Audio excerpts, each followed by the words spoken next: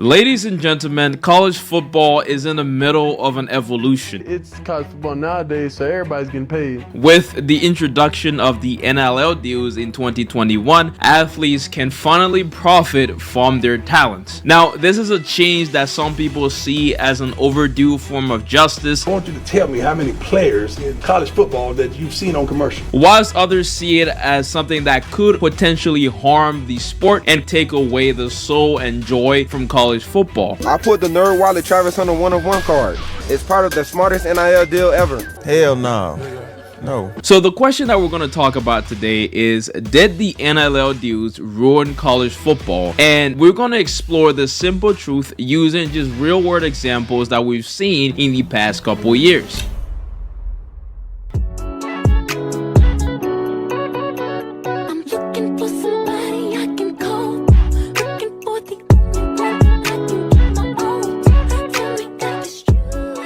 So I first like to start with the era before NIL and why the change was needed in the first place. So before the NIL deals, college athletes played in a world where everyone profited off of their success except them, okay? Like universities made millions of dollars off of these athletes, from jersey sales to video games, whilst players got no financial compensation. Now, one of the most famous examples of this was Reggie Bush, whose Heisman Trophy was vacated after receiving improper benefits. Also, former UCLA basketball player Ed O'Bannon, I don't know if you guys heard about him, he sued the NCAA over the issue of his likeness in video games, setting the stage for the 2021 Supreme Court ruling that legalized NIL deals. People, looking at me saying, hey, you're the dude that, stopped the video game. Those weren't the intentions our side had. Our intentions were starting the conversation of players getting paid. This decision, guys, brought a long needed financial justice to athletes who were generating massive amount of revenues for these schools without seeing a dime being given to them. Now, that is for the background of NIL dues. Now let's move on to the actual positive impacts that NIL have on college football.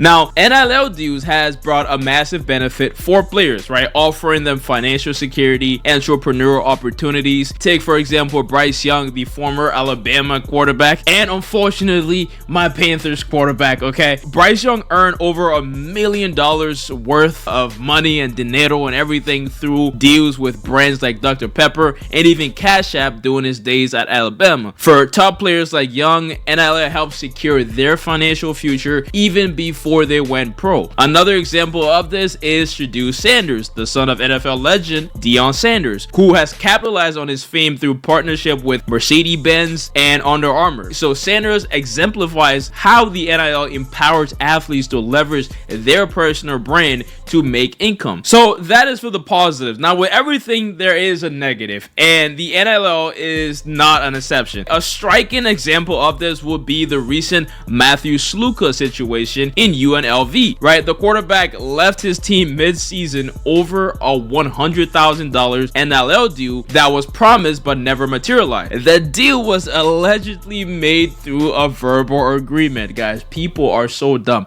You never do things like this, especially involving money, through a verbal agreement. Relax. Now, in addition to this, NIL collectives, which are groups formed by boosters to farm players, these groups have raised a lot of concerns about fairness, because these collectives allow wealthier programs to attract top recruits with massive financial packages, right? This is almost like just offering a bigger contract because you're a more worthy school to players and getting the best players. So this creating an uneven playing field in college football. So now smaller programs without wealthier boosters are finding it increasingly difficult to compete in college football. NIL is not really what you think it is.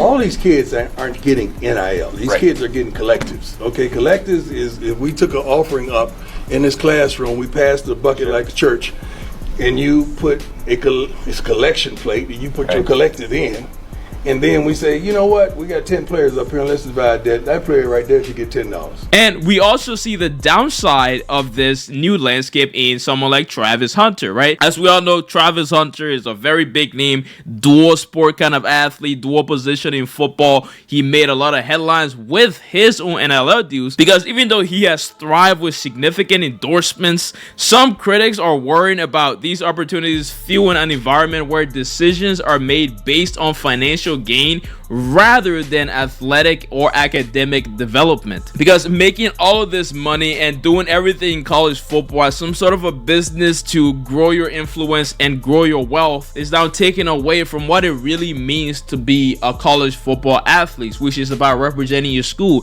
and being a student and being just a peer to the people that go to your school. There's that closeness in college football that we don't see in the NFL, and that's kind of what differentiates college football from things like the pros. But now that we're getting these NIL parts of college football, it's kind of making it more blend, more businessy, not as academic, not as school-like as we want college football to be, and that is a big negative. Now, some other high-profile examples of this will be Caleb Williams, the reigning Heisman winner and USC quarterback. He does provide another lens into the impact of NIL deals because Williams himself has inked deals with Fanatic, Be-Bad Dre, AT&T, reportedly making him one of the highest earning college athletes in history during his time at USC. His marketability on and off the field show the potential of NIL to turn college athletes into brands before they even step on the NFL field. Now, you can say Caleb Williams was an exception. He's a first-round pick, and now he's doing at the Chicago Bears. But all of these successes and stories about NIL changing players' life, it is really bringing out a new part of college football, right? It's turning college football into a pay-to-play kind of game. My first bread, I bought TRX. He bought it already. And I bought my dad an Audi. I'm gonna get my sister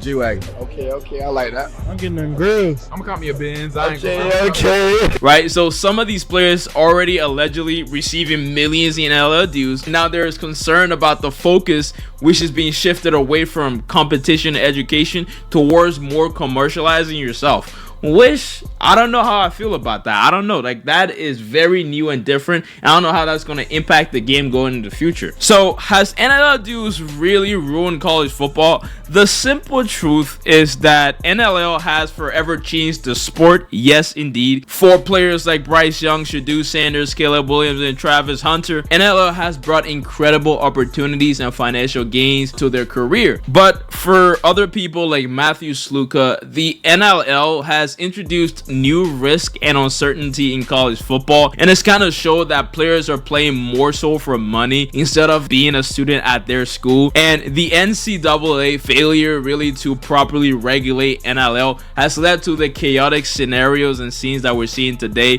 creating a lot of inequalities across programs and in some cases leaving players with broken promises. However, it does provide a sort of freedom to athletes to finally profit from their hard work and kind of take a step forward, because as we all know, football is a very dangerous game, and if you're playing it in a place like college, there is a lot of money in college football, so I do want these guys to kind of profit off of that. But the future of college football now depends on whether new rules and regulations can bring a balance to this rapid changing environment. But what is clear for sure is that the NIL didn't destroy the sport, but it did change it. It did transform it in a way that we're still trying to understand. So in the end, the NIL didn't ruin college football, it evolved it. As we move forward, the key will be finding the right balance between empowering athletes and also maintaining the competitive and educational values that make college football so special. I myself don't understand everything about NIL deals, but I think it's definitely changing and evolving college football as a whole. So let me know your thoughts down in the comments. Watch the other videos on the channel. Peace out. Bye bye. Mwah.